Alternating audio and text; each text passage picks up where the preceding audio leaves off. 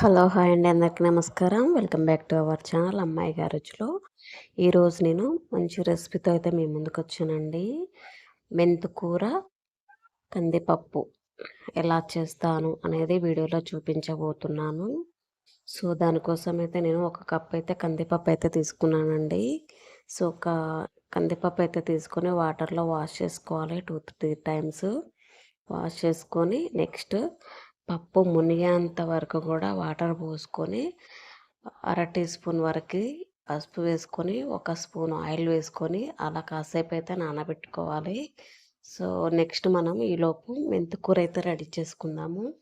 ఒక 5-6 అయితే మెంతికూర కట్టలు తీసుకున్నాను. అవి కట్ చేసుకోవాలన్నమాట. సో నేను వీడియోలో చూపించబోతున్నాను కదా, ఆ విధంగా అయితే కట్ చేసుకొని వాటర్లో వాష్ చేసుకోవాలండి. 2-3 టైమ్స్ అయితే వాష్ చేసుకోవాలి. సాల్ట్ కూడా వేసేసి ఒకసారి వాష్ చేసుకోవాలి. సో అందులో మనకి ఏమైనా వేస్టేజ్ కూడా ఉంటే, ఇసుక రేణువులు కూడా పార్టికల్స్ కూడా ఏమైనా ఉంటే మనకి అడుగున చేరిపోతాయి. పైన పైన మనం మెంతికూర తీసుకొని జల్లిబుట్టలు వేసుకోవాలి. ఈ విధంగా అయితే మనం 2-3 టైమ్స్ అయితే చేయాలి. ఏమైనా డస్ట్ పార్టికల్స్ కానీ ఇంకేమైనా కానీ ఉంటే రిమూవ్ అయిపోతాయి. సో లాస్ట్లో ఒకసారి అయితే సాల్ట్ వేసుకొని వాష్ చేసుకోవాలి. సో నేను వీడియోలో చూపిస్తున్నాను కదా, ఈ విధంగా అయితే మనం వాష్ చేసుకోవాలండి. సో వాష్ చేసుకున్న తర్వాత నెక్స్ట్ మనం కాసేపు అయితే ఉంచేసుకోవాలన్నమాట. ఈలోపు మనకి పప్పు కూడా నానిపోతూ ఉంటుంది. సో సాల్ట్ వేసుకొని నెక్స్ట్ మనము బాగా వాష్ చేసుకోవాలి మెంతికూరని. ఈ విధంగా వాష్ చేసుకొని జల్లి బుట్టలోకి తీసుకొని మనం పప్పు నానబెట్టాం కదా, అందులోకి వేసేయాలన్నమాట ఇది. సో ఈ విధంగా ఒకసారి అయితే ట్రై చేయండి. పప్పు చాలా టేస్టీగా వస్తుంది. సో లాస్ట్లోకి ఇంకా జల్లిబుట్టలోకి తీసుకొని పప్పు కుక్కర్లోకి వేసేయాలి. సో పప్పు కుక్కర్లో వేసిన తర్వాత ఒక 2 టమాటాలు అయితే తీసుకోవాలండి. మీడియం సైజు టమాటాలు అయితే తీసుకోవాలి. తీసుకొని కట్ చేసుకొని ఇందులో వేసేయాలి. వేసేసి ఒక 3 లేదా 4 విజిల్స్ వచ్చేంత వరకు కూడా వెయిట్ వెయిట్ వెయిట్ చేస్తే సరిపోతుంది.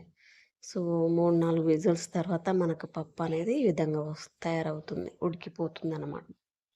సో చూస్తున్నారు కదా, ఈ విధంగా ఉడుకుతుంది మనకు పప్పు అనేది. దీంట్లోకి మనం పోపు చేసుకోవాలి. నెక్స్ట్ పోపు చేసుకుంటే మనకు పప్పు అనేది రెడీ అయిపోతుంది. సో నెక్స్ట్ నేను వేరొక కడాయి అయితే తీసుకొని పోపుకు సరిపడా ఆయిల్ అయితే పోసి పోపు గింజలు వేసిన తర్వాత కాస్త అవి నూనెలో మాగిన తర్వాత ఒక ఉల్లిగడ్డ 5-6 పచ్చిమిర్చిలు కూడా తీసుకోవాలి. వీడియోలో చూపించినట్టుగా కాస్త అలా నూనెలో వేయించుకొని 1 స్పూన్ వరకు పసుపు, 2 స్పూన్ల వరకు అయితే సాల్ట్ తీసుకోవాలి. సాల్ట్ సరిపోయిందా లేదా అనేది లాస్ట్లో చూసుకొని అడ్జస్ట్ చేసుకోవచ్చు.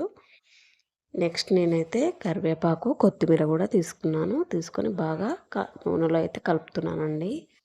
సో అవి కాస్త అలా నూనెలో వేగిన తర్వాత 4-5 వెల్లుల్లి కచ్చా పచ్చాగా దంచుకొని వేసుకోవాలి. దీంట్లోకి అయితే వెల్లుల్లి వేస్తే పప్పు చాలా టేస్టీగా వస్తుందండి. సో ఇందులోకి మనమైతే చింతపండు రసం కానీ, నిమ్మకాయ కానీ, పెరుగు కానీ వేసుకోవచ్చు. సో నేను 1 టేబుల్ స్పూన్ వరకు కారము, ధనియా పౌడరు, ఇంగువ కూడా వేసేసాను. సో ఈ విధంగా వేసుకున్న తర్వాత బాగా కలుపుకోవాలి. కలుపుకొని మనం కుక్ చేసాం కదా పప్పు, ఈ పోపులో కలిపేసుకొని బాగా ఒక 5 మినిట్స్ వరకు అయితే అలా ఉంచాలి. కలుపుకోవాలి బాగా. అంతా కలిసిపోయేంత వరకు కూడా మనం కలిపిన తర్వాత ఒక 5 మినిట్స్ సిమ్లో పెట్టేసి ఉడికించుకోవాలి. వీడియోలో చూస్తున్నారు కదా, ఈ విధంగా అయితే చేయాలి. లాస్ట్లోకి చింతపండు రసం కానీ, నిమ్మకాయ కానీ పిండొచ్చండి. సో అది నేనైతే నిమ్మకాయ రసం అయితే పిండానండి. సో ఈ ప్రాసెస్ నచ్చినట్లయితే లైక్ చేయండి, షేర్ చేయండి, ఛానల్ని అయితే సబ్స్క్రైబ్ చేసుకోండి. చూస్తున్నారు కదా, ఒక 5 మినిట్స్ అలా సిమ్లో పెట్టేసి ఉడికించాలి. పప్పుని ఉడికిస్తే మనకి టేస్ట్ అనేది రావడం జరుగుతుంది.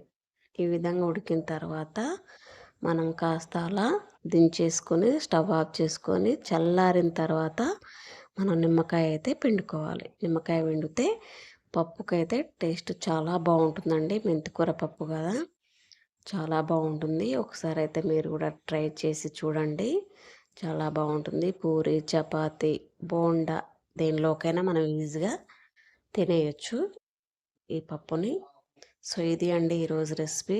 ప్లీజ్ మీకు నచ్చినట్లయితే లైక్ చేయండి, షేర్ చేయండి, ఛానల్ని అయితే సబ్స్క్రైబ్ చేసుకోండి. ఫ్రెండ్స్, రిలేటివ్స్ ఎవరున్నా కూడా వీడియో అనేది షేర్ చేయండి. Thank you all of you.